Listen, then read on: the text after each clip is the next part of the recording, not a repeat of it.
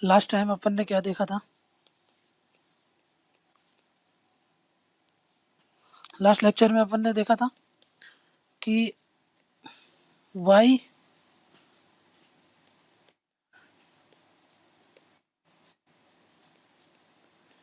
क्यों डिसेंट्रलाइजेशन करना था। ठीक है, ये हमने देख लिया था। आज अपन उसी को कंटिन्यू करेंगे और देखेंगे इवोल्यूशन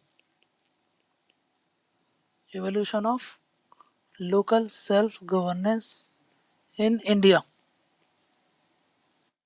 ठीक, तो इसी को कंटिन्यू करना है।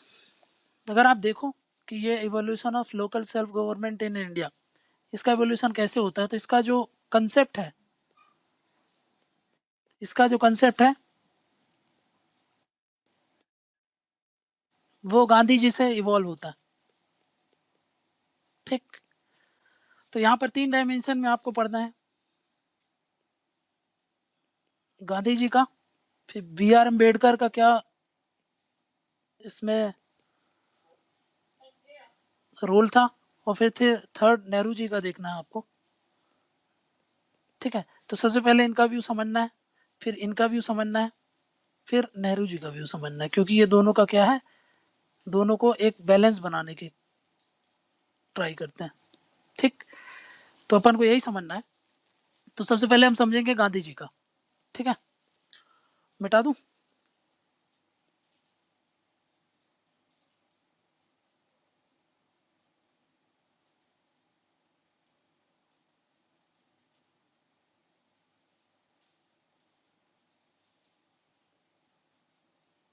ठीक है, अब देखना है गांधी जी का व्यू क्या था। व्यू किस चीज को लेकर के? अबाउट गवर्नेंस कैसा होना चाहिए। ठीक, तो गांधी जी की एक बात बोलते थे गांधी जी, क्या कि इंडिया लिव्स इन विलेजेस। इससे क्या तात्पर्य है? इससे ये तात्पर्य था कि भाई उस समय मैक्सिमम पॉपुलेशन हमारी कहाँ पे रिसाइड करती थी? रूरल एरियाज में। ठीक, रूरल एरियाज में रिसाइड करती थी। तो वो क्या चाहते थे, और रूरल एरियाज में भी जो सबसे नीचे वर्ग के लोग हैं, है ना, अगर आप ऐसे बात करो तो सबसे नीचे देखो, ऊपर है यूनियन, नीचे है स्टेट, और उधर है लोकल। लोकल में भी विलेजेस सबसे नीचे होते हैं। ठीक, तो गांधी जी का व्यू क्या था? देखो, ये गांधी जी का व्यू क्या था कि आप क्या करो, विलेजेस को डेवलप करो, इनको क्या करना है, डेवलप करना है। ठीक, इनको डेवलप करो। अगर इनको डेवलप करोगे, देखो विलेज को डेवलप करोगे, अगर तुम विलेज का डेवलपमेंट होगा तो वो डायरेक्टली प्रोपोर्शनल है कि कंट्री का डेवलपमेंट होगा। ठीक, विलेज का डेवलपमेंट यानी कंट्री का डेवलपमेंट। और विलेज में ईच एंड एवरी विलेज, उसमें जब हम डेवलपमेंट की बात करते हैं तो हर एक गांव की बात करते हैं, और हर एक गांव की बात करते हैं तो उसमें हर सेक्शन के लोगों की बात करते हैं, every section of the society. ठीक है, ये उनका व्यू था कि भाई आप क्या करो, आप इनको डेवलपमेंट करो, इनका डेवलपमेंट करो। इनका डेवलपमेंट कैसे करोगे? इनका डेवलपमेंट करना है आपको, पहला तो इनका पार्टिसिपेशन बढ़ना चाहिए। पार्टिसिपेशन इनका बढ़ाओ, किस चीज में? ठीक, पॉलिसी मेकिंग में। ठीक है, डिसीजन मेकिंग में, पॉलिसी मेकिंग में। ठीक है, इनका पार्टिसिपेशन बढ़ना चाहिए। दूसरा, इनका पार्टिसिपेशन इम्प्लीमेंटेशन में भी बढ़े। ठीक, इनका पार्टिसिपेशन बढ़ाना चाहिए, जितना से ज़्यादा पार्टिसिपेशन होना चाहिए। क्लियर, इसीलिए तो हम इसको बोलते हैं लोकल सेल्फ गवर्नेंस। समझ में आ रहा है? सेल्फ क्यों? सेल्फ इसलिए क्योंकि भाई विलेज लेड डेवलपमेंट होना चाहिए। कंट्री का डेवलपमेंट कैसा होना चाहिए? कंट्रीज डेवलपमेंट कैसा होना चाहिए? विलेज लेड डेवलपमेंट होना चाहिए। विलेज लेड कैसे होगा? जब उनका पार्टिसिपेशन बढ़ा होगी, उनका पार्टिसिपेशन पॉलिसी मेकिंग में, उनका पार्टिसिपेशन इम्प्लीमेंटेशन में। ठीक है, ऐसा करेंगे हम तो भाई विलेज का डेवलपमेंट होगा। जो विलेज का डेवलपमेंट होगा तो यहाँ पे देखो, ये देखा, अभी देखा था ना, विलेज का डेवलपमेंट होगा तो कंट्री का डेवलपमेंट होगा। समझ में आ रहा है? क्लियर है ये बात? इसी चीज को हम क्या बोल रहे हैं कि कैसे लोकल सेल्फ, सेल्फ क्यों आया, समझ में आ रहा ना? ये सेल्फ क्यों है? सेल्फ इसलिए क्योंकि सेल्फ मतलब उनके थ्रू विलेज लेड होना चाहिए। क्लियर है ये बात? नेक्स्ट आगे बढ़ू। अब इसी को समझना है कि भाई इसके लिए एक बेटर टर्म होता है क्या? डिसेंट्रलाइजेशन। और वो भी कैसा? Democratic decentralisation. तो दो वर्ड समझते हैं और उसको समझते हैं हम कि क्या है। मिटा दूं?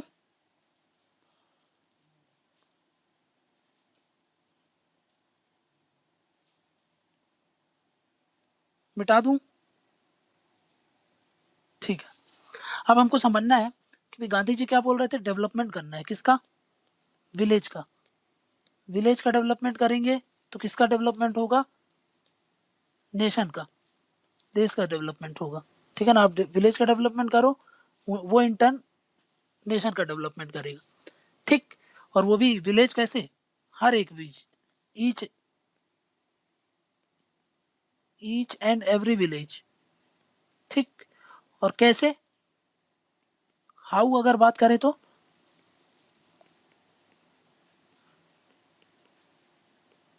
Democratic decentralisation. समझ में आ रहा? दो कीवर्ड है यहाँ पे, क्या क्या? पहला डेमोक्रेटिक और दूसरा डिसेंट्रलाइजेशन। समझ में आ रहा है? डेमोक्रेटिक मतलब कैसे? लोकल्स का पार्टिसिपेशन बढ़ाओ, अभी देखा था। ठीक। किस किस चीज में? हर चीज में, एट एवरी पॉसिबल लेवल। ठीक है, चाहे वो डिसीजन मेकिंग हो,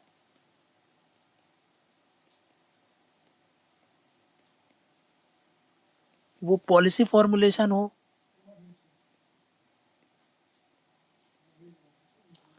या फिर वो डिसीजन मेकिंग हो, पॉलिसी फॉर्मुलेशन हो, या फिर इम्प्लीमेंटेशन। जितना ज़्यादा से ज़्यादा पार्टिसिपेशन बढ़ाओगे, किसका? लोकल्स का।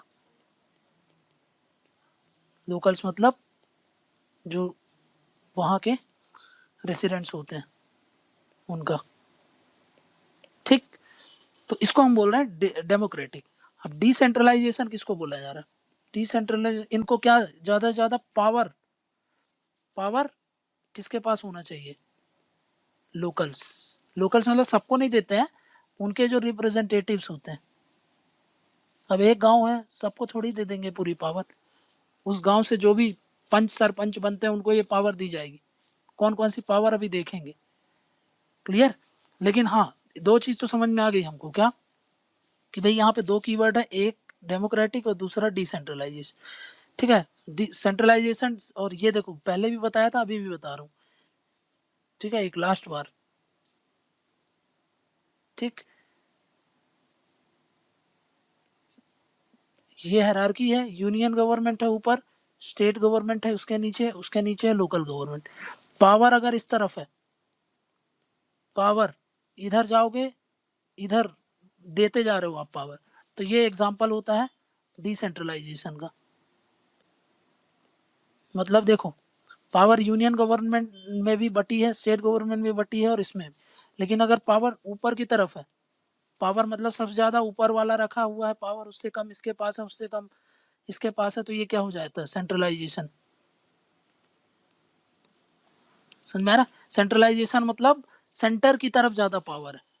समझ में आ गया? कोर की तरफ ज्यादा पावर होना मतलब सेंट्रलाइजेशन। पेरीफेरी की तरफ ये ऐसा है, ये सर्कल बनाऊं, ये कोर है। ठीक है, इसकी तरफ ज्यादा पावर मतलब सेंट्रलाइजेशन, इसकी तरफ ज्यादा पावर मतलब, इधर देखो, ये सेंट्रलाइजेशन है। और ये कैसा है? डिसेंट्रलाइजेशन। ठीक है, इसको क्या बोल रहा हूं मैं? ये है कोर, ये क्या है? पेरीफेरी। मतलब यहाँ पर ये क्या है?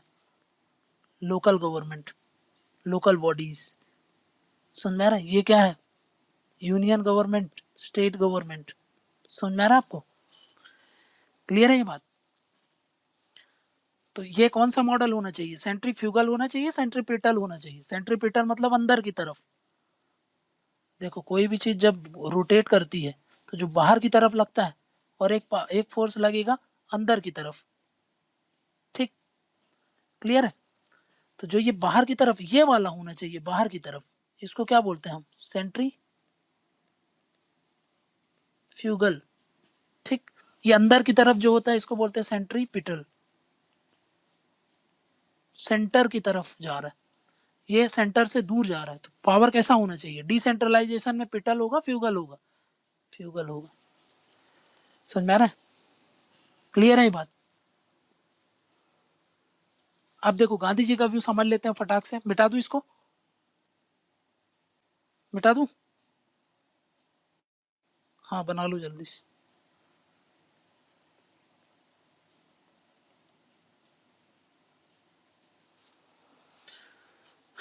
ये सेंट्रीपिटल, सेंट्रीफ्यूगल, ये सब वर्ड याद रखना आप। कैसा मॉडल होना चाहिए, कैसा नहीं होना चाहिए, क्या एम होना चाहिए, सेंट्रीपिटल क्यों नहीं होना चाहिए, सेंट्रीफ्यूगल क्यों होना चाहिए, ये सब कीवर्ड्स थोड़ा सा ध्यान में रखना।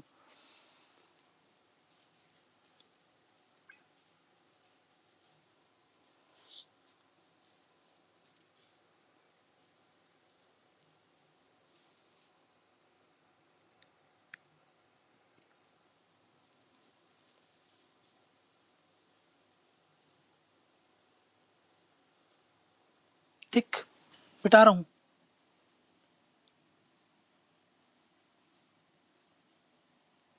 स्क्रीनशॉट ले लो।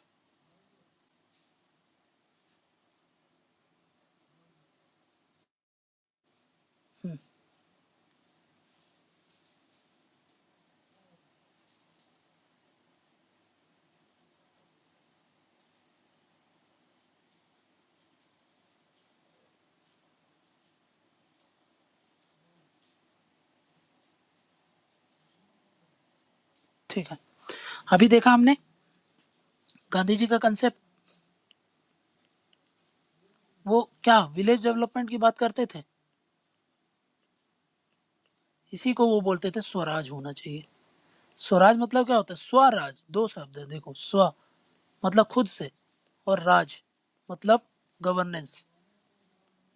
ठीक है, तो स्वराज मतलब क्या हो गया? सेल्फ गवर्नेंस हो गया।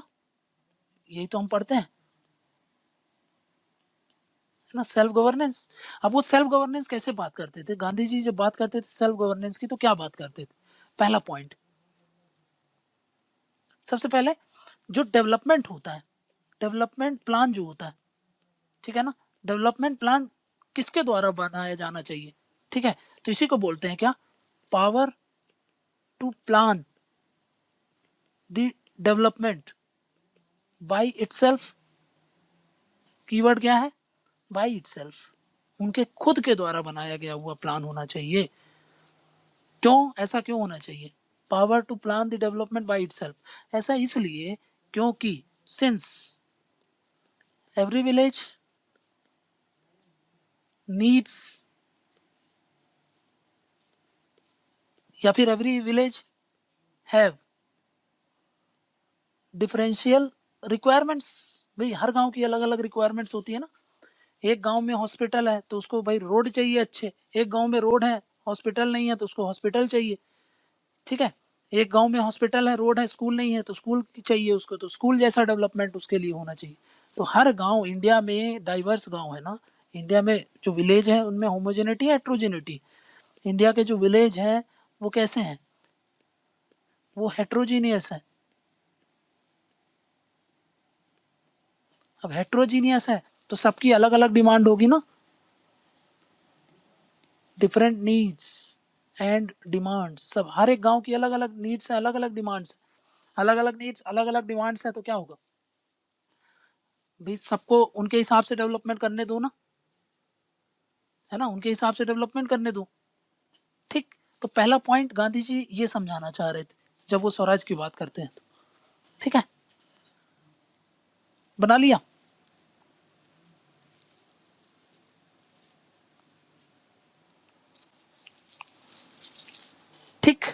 मिटा दूं?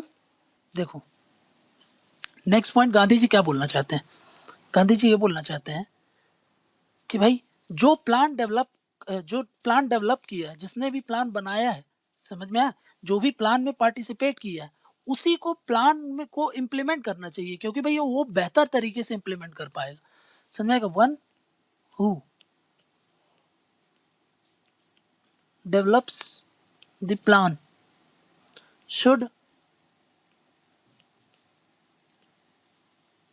Implement the plans. अब जिसने बनाया है, सोचो आपने किसी डिसीजन में आप खुद पार्टिसिपेट की हो, तो आप चाहोगे क्या कभी कि भाई इसमें कुछ गड़बड़ी हो? आप कोई भी व्यक्ति ये चाहेगा कि मैंने खुद ये प्लान को तैयार किया है और मैं खुद जब उसको लागू कराने जाऊंगा तो उसमें गड़बड़ हो। जैसे कि मान लो एक डैम बनाना पड़ गया, ठीक है, एक रोड बनानी पड़ गई, ठीक है, एक मान लो एक गांव में एक स्कूल बनाया जा रहा है। अब हम खुद ही चाह रहे थे कि भाई स्कूल बने, हमने खुद ही पार्टिसिपेट किया था स्कूल में कि भाई स्कूल बनने की ये जो भी प्लान बन रहा था उसमें हमने खुद पार्टिसिपेट किया। तो क्या अब हम नहीं चाहेंगे कि वो बेहतर तरीके से कंटिन्यू रहे, बेहतर तरीके से इम्प्लीमेंट रहे? बिल्कुल हम भी यही चाहेंगे। तो उनका कहना भी यही था कि भाई जो भी प्लान बनाता है लोकल लेवल पर, ऊपर लेवल पर तो अलग अलग बॉडी होती है, लेकिन लोकल लेवल पर वो बोलते थे कि भाई जिस जो प्लान बना रहा है उसी को ये अधिकार होना चाहिए कि इम्प्लीमेंट कराए। समझ में आ रहा है? नेक्स्ट पॉइंट क्या बोलते थे वो देखो। अब बताओ, अगर आपको प्लान को इम्प्लीमेंट करना है तो आपके पास कुछ पावर्स होनी चाहिए। हाँ, पावर्स होनी चाहिए। कैसी पावर चाहिए आपको? लीगल पावर चाहिए। तो वही वो बोलते थे कि भाई अगर इन प्लान को इम्प्लीमेंट करना है, to implement these plans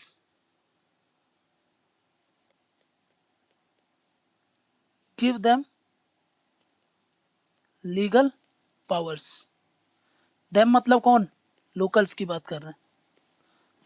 locals को लोकल पावर होगा। अब लोकल को दे रहे हैं मतलब क्या? एवरी पीपल, एवरी पर्सन को दोगे क्या? नहीं, नो। तो फिर किसको दोगे? वहां के जो लोकल के रिप्रेजेंटेटिव्स हैं, उनके जो, उनको पावर दी जाएगी, जैसे पंच को, सरपंच को, इनको पावर दी जाएगी। ठीक है। नेक्स्ट पॉइंट गांधी जी क्या बोलते हैं, डेवलपमेंट का न्यूक्लियस क्या होना चाहिए, है ना? मान लो ये विलेज ही होगा ना, विलेज होगा। दिस, अभी तो देखा, देश का अगर डेवलपमेंट करना है तो किसको डेवलपमेंट करना चाहिए? विलेज का development. This should be the nucleus of development. समझ में आ गई बात? न्यूक्लियस ऑफ डेवलपमेंट, इसी को हम क्या बोलते हैं? ये टॉप डाउन होगा बॉटम अप होगा? इसको बोलते हैं बॉटम अप अप्रोच।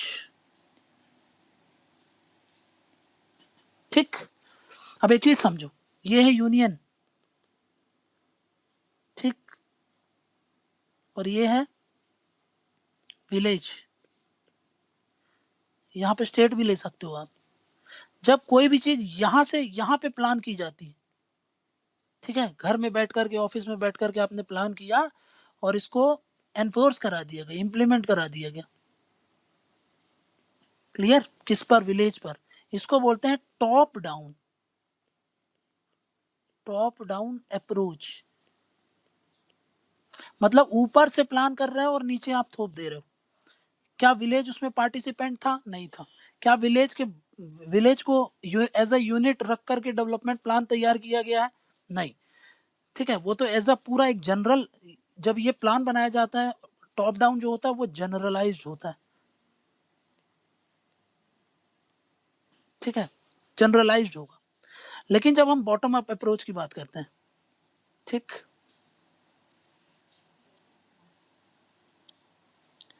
जब हम बात करते हैं, ये विलेज है, हम इसको एज अ यूनिट मानते हैं, ये एक यूनिट है। ठीक है, इसकी प्रॉब्लम्स, इसकी नीड्स, इसकी रिक्वायरमेंट्स, ये सब समझ करके जब हम प्लान तैयार करते हैं और फिर उसको इम्प्लीमेंट कराया जाता है, तो ये बेटर तरीके से इसमें कोऑर्डिनेशन बनेगा। समझे? क्योंकि हमने विलेज की सारी रिक्वायरमेंट, सारी एसेंशियल रिक्वायरमेंट, सारी प्रॉब्लम, सारी नीड्स सब कुछ लेकर के और प्लस लोकल पार्टिसिपेशन रखा है, लोकल पार्टिसिपेशन था। अब हमने उसको प्लान को तैयार किया। अब इसको अगर हम इम्प्लीमेंट करेंगे तो ये हो जाएगा बॉटम अप अप्रोच। बॉटम क्यों? क्योंकि नीचे एज अ जो यूनिट है वो सबसे नीचे की यूनिट हमने ली, नीचे की यूनिट ली, यहाँ वाली यूनिट ली, ये वाली यूनिट ली, समझ में आ रहा है? इस यूनिट को जब हम ले रहे हैं और इसको हम एज अ इसकी प्रॉब्लम और सॉल्यूशन को देख करके हम प्लान तैयार कर रहे हैं, फिर उस प्लान को हम इम्प्लीमेंट करा रहे हैं, लोकल का पार्टिसिपेशन हो रहा है। यहाँ पर लोकल का पार्टिसिपेशन नहीं है, यहाँ पे ब्यूरोक्रेटिक कंट्रोल रहता है ना, यहाँ पे ब्यूरोक्रेटिक स्ट्रक्चर है ये, यहाँ पर लोकल्स का पार्टिसिपेशन है। यहाँ पे डिफरेंस ये है, देखो ब्यूरोक्रेसी इसको सीधा सीधा तैयार कर रही है, यहाँ पे लोकल लोकल का पार्टिसिपेशन है तैयार करने में।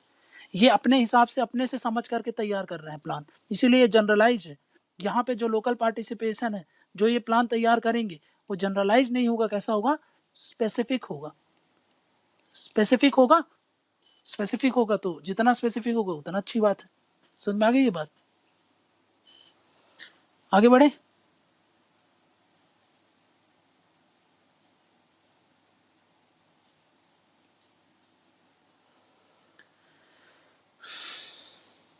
समझ में आ गया? ठीक है।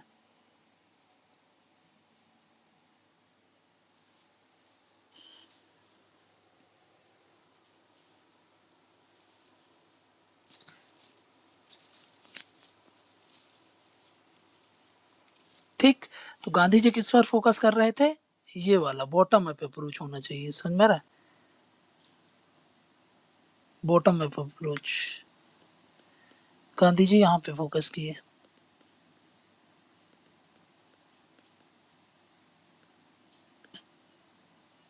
ठीक,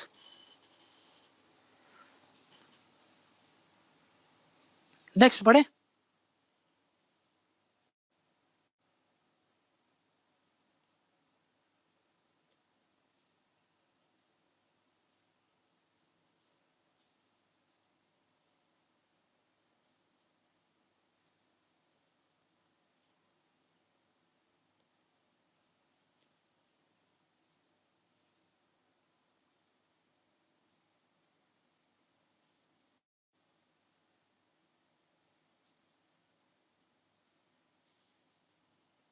नेक्स्ट देखो, गांधी जी ने तो बोला कि भाई जब कॉन्स्टिट्यूशन बन रहा था हमारा, तो उन्होंने ये एडवोकेट किया कि भाई जो डेवलपमेंट होना चाहिए ये ऐसा डेवलपमेंट होना चाहिए। ठीक है, जब हमारा कॉन्स्टिट्यूशन बन रहा था गांधी जी एडवोकेट किए थे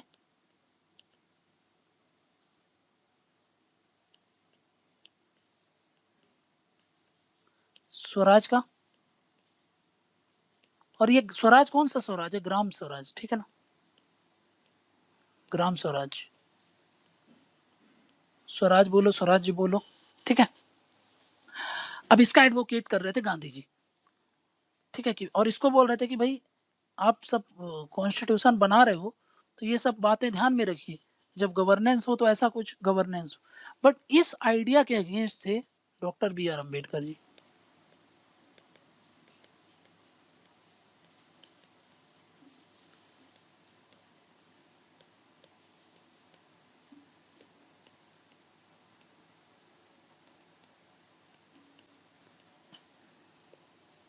इस चीज के अगेंस्ट थे बी आर अम्बेडकर जी। क्यों? क्यों? अब रीजन, सबसे बड़ा रीजन उठता है वाई। ऐसी क्या बात थी कि अम्बेडकर जी बोल रहे थे कि नहीं, ये जो गांधी जी की जो ये एडवोकेट कर रहे हैं उससे मैं सहमत नहीं हूँ, ठीक है। क्यों अपोज किया उन्होंने? उसके कुछ कारण थे। उस समय देखो, एट दैट टाइम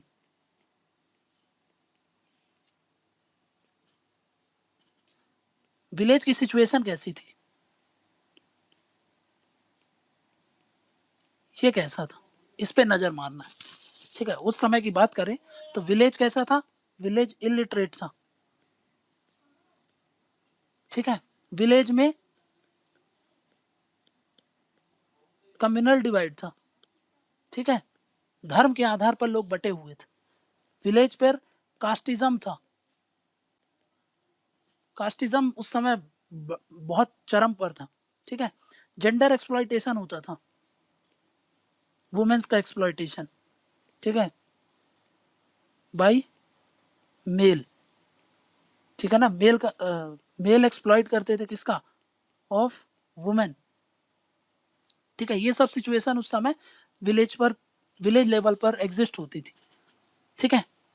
तो बी आर अम्बेडकर जी के क्या बोलते थे, जब ये सारी सिचुएशन इमर्ज मतलब उस समय एग्जिस्ट कर रही थी, तो हम कैसे, how can we expect village to develop, है ना, हम कैसे ये मान सकते हैं कि विलेज अपने आप को डेवलप कर सकता है। ये सब रीजन के कारण वो बोलते थे,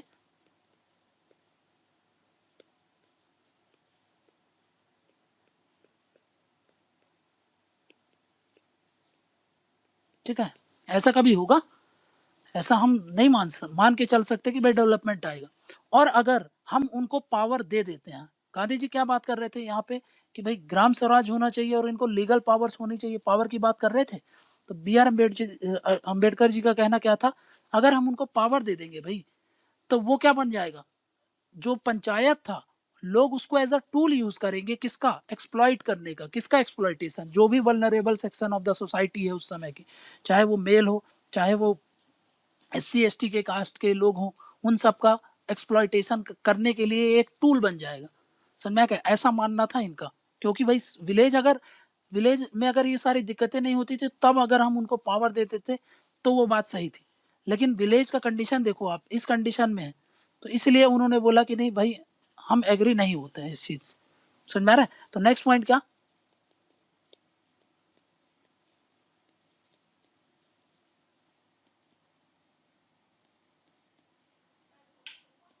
अगर हम उनको पावर दे रहे हैं, और कौन सी पावर, वो बात कर रहे हैं दैट टू लीगल पावर, अगर आप लीगल पावर ही दे दोगे उनको, ठीक है, तो फिर they will use, they will miss use it, है ना। और क्या हो जाएगा, पंचायत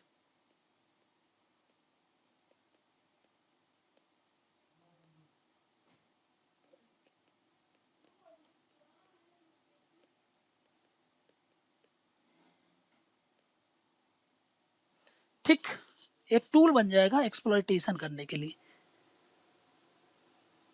तो इस आधार पर अंबेडकर जी ने बोला कि भाई, जो लोकल सेल्फ गवर्नेंस की जो आप बात कर रहे हो अभी, ये नहीं होना चाहिए। इसीलिए देखो आप, शुरू में कॉन्स्टिट्यूशन में क्यों नहीं रखा गया था, समझ में आ गया आपको, कॉन्स्टिट्यूशन में क्यों नहीं था, कॉन्स्टिट्यूशन में क्यों रखा गया था, समझ में आ गया। आप देखो कॉन्स्टिट्यूशन में, अभी समझ में आ जाएगा, जस्ट 5 मिनट और वेट करना। शुरू से आप देखो, जो पंचायती राज इंस्टीट्यूशन है, ये 1992 में आया, 73rd और 74th कॉन्स्टिट्यूशनल अमेंडमेंट एक्ट के बाद। ये तो अर्बन के लिए है, लेकिन 73rd रूरल के लिए। ये शुरू का ओरिजिनल कॉन्स्टिट्यूशन का पार्ट नहीं था। क्यों, समझ में आ गया, क्योंकि बी आर अम्बेडकर जी इसके अगेंस्ट थे, इसलिए। समझ में आ गई बात, आ गया तो आगे बढ़े। आप देखो, ये दोनों दोनों का व्यू समझ में आ गया। आप देखो बात फंस गई कि भाई अब क्या किया जाए। गांधी जी बोल रहे हैं कि इसको आप कॉन्स्टिट्यूशन में रखिए, और ये ऐसा सिस्टम ऑफ गवर्नेंस होना चाहिए। और वहीं पर जो बी आर अम्बेडकर जी हैं, वो बोल रहे हैं कि नहीं यार, ऐसा नहीं हो सकता, क्योंकि अगर हमने ऐसा कर दिया तो फिर तो पूरा हम बहुत बड़ा खतरा अपने लिए मोल ले रहे हैं। क्योंकि भाई पंचायत को अगर आप लीगल पावर्स दे दोगे, और उस समय पंचायत वैसे भी किसके द्वारा रन की जाती थी, एलीट क्लास के द्वारा, तो उस समय वो उनको लगा कि भाई अगर ऐसा कर देंगे तो फिर तो पूरी गड़बड़ हो जाएगी, ठीक। तो अब ये बात अब क्या किया जाए इस चीज को लेकर के। अब एक डिबेट फंस गई कि भाई होना चाहिए कि नहीं होना चाहिए, इसको इसका क्या किया जाए। ये बात फिर नेहरू जी आते हैं।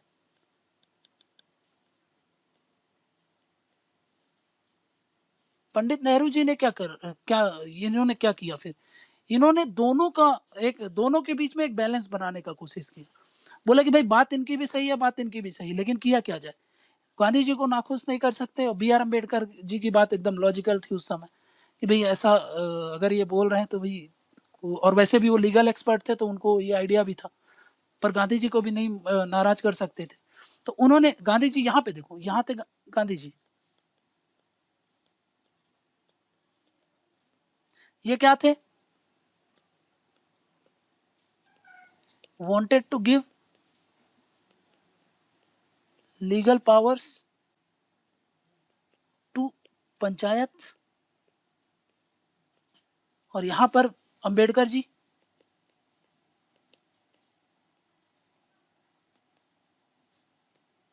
ठीक है, ये किस चीज के लिए थे, अगेंस्ट डिसेंट्रलाइजेशन, ये तो अगेंस्ट है डिसेंट्रलाइजेशन के। अब इन दोनों की बातों को पंडित नेहरू जी ने क्या किया, दोनों की बातों के बीच में एक बैलेंस बनाने की कोशिश की। दोनों की बातों को ध्यान में रख करके एक व्यू निकाला उन्होंने।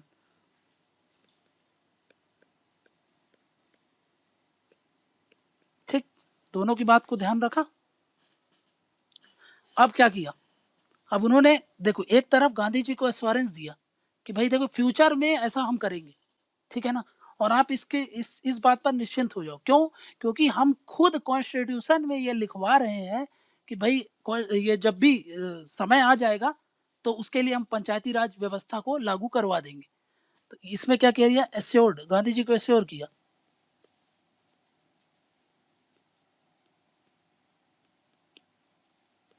दैट, कब, इन फ्यूचर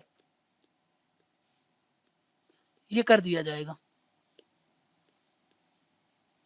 और उस समय ये भी जरूरत थी समझो, उस समय अगर इतना सारा डिसेंट्रलाइजेशन कर देते हम तो वैसे भी देश को एकजुट नहीं रख पाते। सोचो अगर आपने सारी पावर लोकल लेवल पर अगर दे दी तो उस समय देश तो वैसे भी एक तो एकजुट नहीं था, तो उस समय और टूट जाता। बी आर अम्बेडकर जी ने यह भी बोला। तो इसलिए नेहरू जी उस समय सबसे बड़ा एम क्या था हमारा कि भाई देश को एकजुट करके रखना है।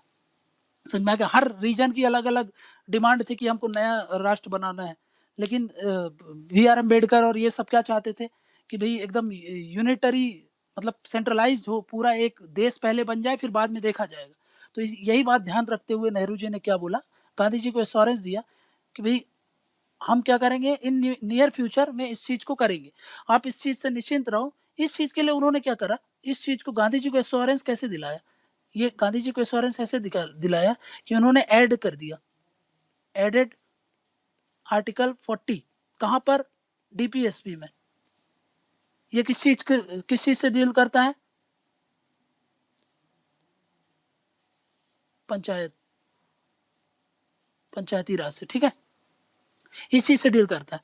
और इसमें क्या बोला कि भाई ये जो हमारा पंचायत होगा ना,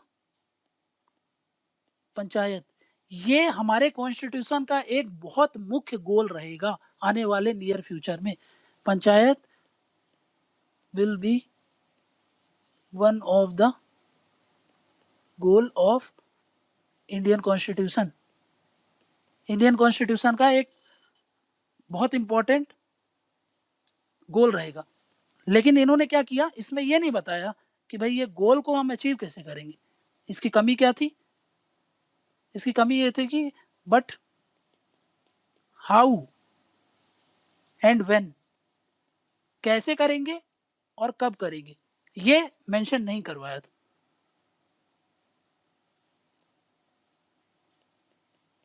ये मेंशन नहीं करवा दिया। समझ में आ गया, देखो क्या समझ में आया कि भाई उस समय वो पावर देने की बात कर रहे थे, ये बात कर रहे हैं कहाँ की, डिसेंट्रलाइजेशन की। ये थे अगेंस्ट डिसेंट्रलाइज, मतलब किसकी बात करते थे, सेंट्रलाइजेशन की। ये सेंट्रलाइजेशन की क्यों बात कर रहे हैं, क्योंकि उस समय देश को टूटने से बचाना था।